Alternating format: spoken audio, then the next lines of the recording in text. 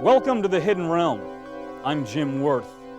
Tonight's investigation deals with a haunting that has turned one man's life, if not upside down, then extremely askew. The man's name, Todd Aberle. His dilemma, a ghost. But not just any ghost. This particular spirit has succeeded in violating an important part of Mr. Aberle's life. It was a Friday evening, and I had just gotten home from work. It had been a real grisly of a day, and I had two things on my mind: angel hair pasta and a little television. So when I got home, I sat down and I was going to watch Roots 2. You know, the first time through, that didn't get a lot of airplay, so I was really looking forward to it. And I turned it on and I was really getting ready to dig in, and then all of a sudden, click, the channel changes. That was just the beginning.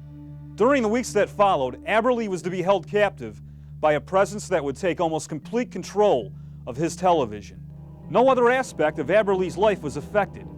Whoever or whatever was causing these disturbances had but one interest: watching television.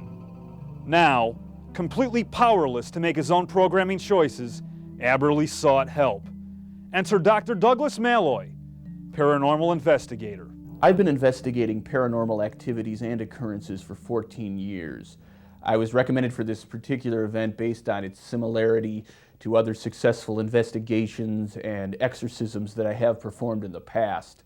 Most notably, the dip-eating demon. There was also the Hamper Banshee incident of 1982. And more recently, I had a case which involved a ghoul that had been periodically readjusting the temperature setting on a toaster. First, Mr. Aberle was questioned regarding the disturbance. Have you noticed any other tendencies in terms of his viewing habits? Lou Grant, Civil War-related stuff, and anything with Adrian Zmed. In order to shed some additional light on the investigation, the Hidden Realm research team delved into county records to find previous tenants of Aberle's residence, the Violet Marie Apartments. Their efforts proved to be a success. Years before Aberle's arrival, a man by the name of Warren Biggs lived there. He was rumored to be a reticent man who lived off an inheritance left to him by his great aunt. Not much else is known about Biggs other than his cause of death: asphyxiation after choking on a large wad of red rope licorice. At the time of his death, he was watching television. After lengthy investigation, it was time for the final stage in Dr. Malloy's procedure: the exorcism of the spirit from the home. Spirit, depart from this dwelling. Spirit, depart from this dwelling. Pass to the other side. Domino Spiritum. Spirit, quando we are dying. Opa.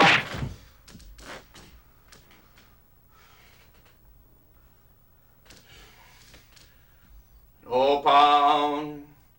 Quando li. Halt! Halt! Halt!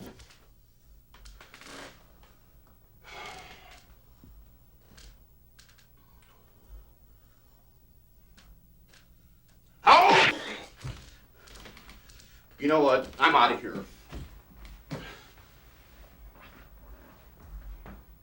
Well, I realized after Douglas left that I was going to have to learn to live with this problem and maybe find some common ground with the ghost. And, you know, it turns out if you get to know someone, maybe you do have things in common, and actually we do. It turns out we're both big fans of Brian Keith. They're rerunning old shows. I like The Old Family Affair, and the ghost likes Hardcastle and McCormick, so it's progress.